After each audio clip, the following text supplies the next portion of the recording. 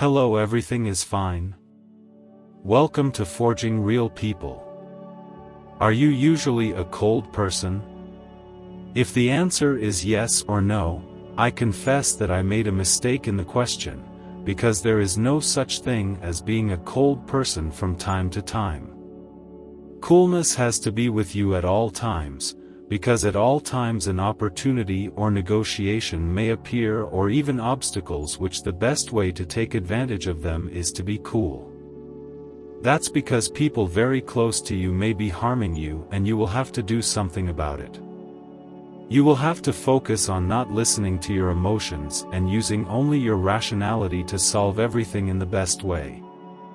Therefore, coldness is not the behavior that you must have from time to time. It is something that must exist in you. Have a well-informed behavior, so that, whatever the moment, you are prepared to use reason and not emotions, and that's why in this video I'm going to give you some tips so that you can form your coldness in a better and clearer way. So let's get down to business. By the way, if you can already leave your like to promote the work done here, it helps a lot. The first attitude is not to listen to your emotions, but at these times a quick analysis is necessary. You know that situation where you're talking to the person and then you're thinking puts. Should I say that or should I not say it, and then you will be in doubt until you make a decision. Many times this desire to tell her about something comes from our emotions, and that is the problem, because many times the decisions taken at these times are also based on emotions. So in those moments, use your reason, think about what her reaction will be when telling about it, and reflect on whether it really pays off to say that to the person. Analyze whether you really mean it because you think it's correct or necessary or even advantageous, or if it's actually just your emotions pushing you. Do this analysis, it is very important.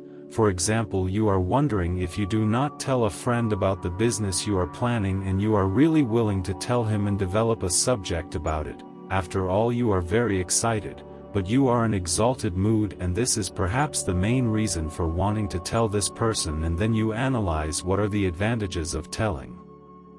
Won't you be making small talk? And what disadvantages would they be? And then you analyze it. And you want to know my opinion? Otherwise there is no point in reporting this to your friend, so don't. It's not worth it, so contain your emotions at these times, because your emotional side is much more communicative than your rational side.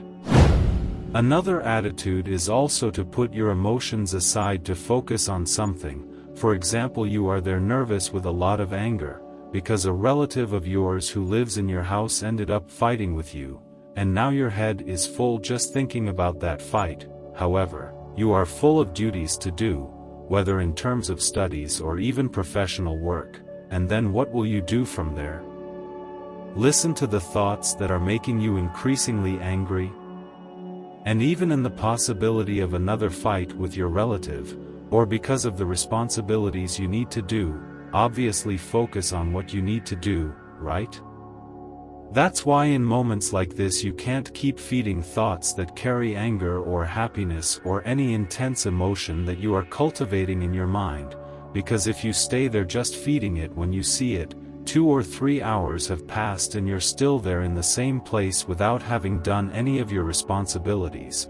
That is, you spent time feeding an emotion that is not even important, instead of making your day more productive. So take this attitude of noticing when an emotion is growing, only after a situation. Since you can cut the emotion right away, your mind is already clearer and you can be more focused to do the day's responsibilities. Now, I will speak specifically about anger, but a situation that I believe is extremely necessary to comment. In your life you will encounter opponents, this is no secret, but if you are not cold enough to face this competitor, you will never be able to defeat him. Marco Corleone in Part 3 of The Godfather said that you can never hate your enemies, because it hinders your judgment, and he is absolutely right. If you hate the one you are facing so much, you will not reason properly, and without reasoning how will you plan a great plan to defeat him? That when you get angry you become easily manipulated. Your enemy just puts a target in front of you and you will run like a bull to destroy that target, thinking that you will do damage to your enemy, but obviously he will be manipulating you, making you hit targets that will actually harm you. And as I said, during these times of manipulation it's like a bull, and if you're too nervous you'll want to attack everything in front of you, but you won't realize that you're actually just being the main attraction of a show. So never get into that situation of hating your opponent. In fact, you should respect him. Only then will you be able to be cold to analyze him completely, to remove the necessary information that can defeat him. So don't be frantically attacking like a bull attacks the red flag. Focus on your patience to analyze it rationally and come up with a great plan. Right after the anger, I think I need to comment on the love. This feeling blinds a lot. Well, I believe it's the most dangerous emotion an individual can feel, because if you feed it too much, and surrender to love, you'll be more blind than angry, and it can be more painful than anger. Even then, love is something to be very careful about, and of course I will use love relationships as an example. After all, it's the most general situation of love itself. And what I want to teach you here as a lesson is not to tell you to be totally cold and not feel love for the person beside you. That's not what I want to teach you as a message, is to be careful not to feed this love too much to the point of not giving more space for your rationality. Since, for example, your girlfriend did something bad and hurt you, and then you, there, I love her, and I will forgive her, because you think that loving her is a good reason to remain with that person, and that, in my view, if she has let you down to the point of breaking your trust, you should coldly analyze whether or not it is worth continuing with her of that person, and if the answer your reason gives is no, then it's not worth it anymore. Listen to reason instead of blinding yourself with love again, so be careful. Love can blind you to the point where you go down an extremely painful path without even realizing it. And to close with the golden key. The negotiations. When it comes to business, you should hardly look at the personal side of things, if only to analyze the feelings of the other side of the negotiation to try to gain some advantage in it. Now, if you are going to lighten a negotiation just because the other side is someone from your family or a close friend, forget it.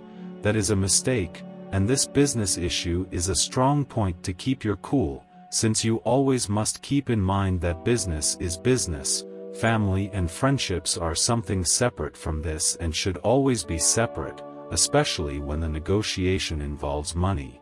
So keep this lesson firmly in your mind. I hope you enjoyed this video and these tips. If so, please leave a like. Share to help spread the word, and if you are not subscribed to the channel, what are you waiting for? After all, it helps a lot and it costs nothing too.